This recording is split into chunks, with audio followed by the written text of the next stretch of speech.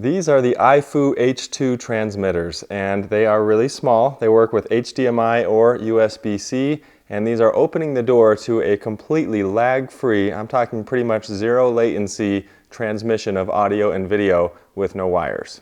I want to share with you two ways that you can use this setup to do some pretty impressive things. And the first one is to use this tiny little stick here with your Nintendo Switch. You can use that to actually wirelessly transmit in real time everything that you're seeing on your screen to a television or a larger display using this little tiny transmitter here. Now along with that, you can connect this larger transmitter to your Xbox, your PlayStation, or even a PC to get zero lag and wirelessly cast that to a television or monitor. Now the second door that this opens is using one of these to connect to your receiver for your home theater and then being able to transmit the signal to your projector without running HDMI cables, Ethernet, or anything like that, and having zero lag in doing so. Now just a few of the stats of what iFoo can and cannot do. It's important to know that this uses what's called millimeter wave technology. Now this is way faster than Wi-Fi. It's faster than even Wi-Fi 6. And what it allows you to get is a 0.01 millisecond lag, which is basically imperceptible to you and I.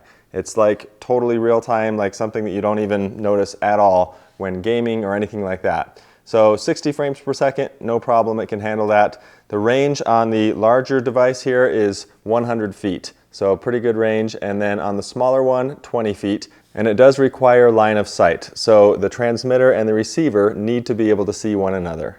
Now as far as resolution, this setup can handle up to 1440p, which is 2K, so it can do 720p, 1080p, or 1440p. So that means it will not run 4K at its full native resolution. It will give you a 1440p image in that case, but it also means that it's not using any compression for anything 1440 and below, and that's why it gives you that amazing 0.01 response time. Now setting this up with your Nintendo Switch is actually a piece of cake. You've got this tiny transmitter and it comes with all of the suction cups and adhesive that you would need to just place this right onto the back here like so. And then it's got a little extension that plugs right into the port on the bottom. From there, you use your Nintendo Switch power adapter that has a USB-C end. You plug that right into the transmitter here, and then that provides power for both the transmitter and for the Switch, so you don't need to plug anything else in and you're not draining batteries while you go. From there, you can set your game console aside because you're all set with that, and then you can use your game controllers like this or separately or however you normally like to play. Now connecting the iFoo transmitter to the receiver couldn't be simpler. Basically on the iFoo receiver end, you run a short HDMI cable to your television or your monitor, and then it needs to be powered via USB-C. And in most cases, you can actually just use the USB-A port that's on your television or on your monitor or even on your gaming console or receiver. From there, you plug your transmitter into your device, press the little sync button, and then it will go through its pairing process. The red marquee here means it's ready to pair. The blue marquee means it's trying to pair. And when you get the green marquee, that means it's successfully paired and you've got audio-video transmission happening. One other cool thing to note on the smaller transmitter is it actually has a full-size HDMI port on it as well. So this can be connected to anything that has HDMI out. Another cool thing about these is if you've got more than one like this, you can actually just press the button on here to sync with this one, or if you've got this one connected up to something else, you can press that button to sync with it. So it's just a one-touch click to be able to pair with whichever device you want to show on the screen. Now let's take a look at the second scenario, which is using the H2 Pro transmitter to connect your projector to your receiver or other device without any wires.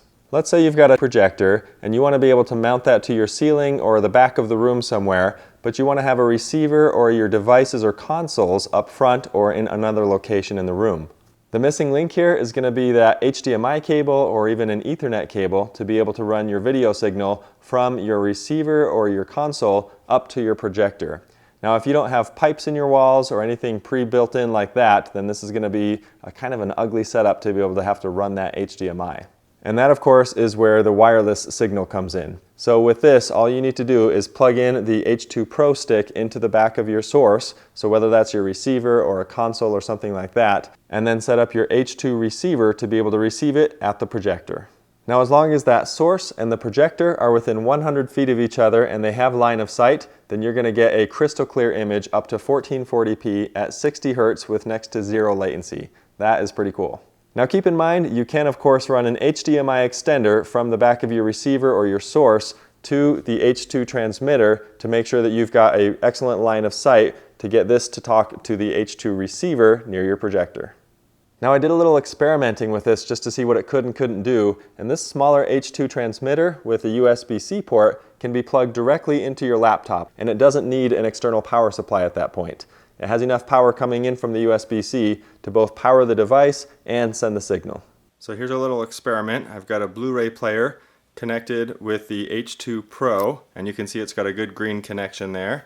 Now if we zoom out, I have now got the receiver end of this 29 feet away up there on the projector, and it's got a good line of sight and a good connection there, and that's projecting that image onto the screen down here. So no lag, no issues. In fact, I can take the remote to the Blu-ray and navigate around the scene selections and all that from here.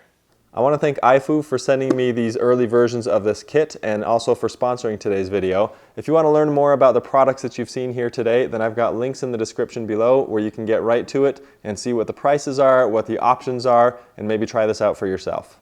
Now if you're interested in home theaters or maybe thinking about setting one up, I've got a video you can check out right here where you can see 3 different options for full surround sound home theaters starting at just $500. I'm Nils with Learn to DIY. Thanks for watching, and we'll see you on the next one.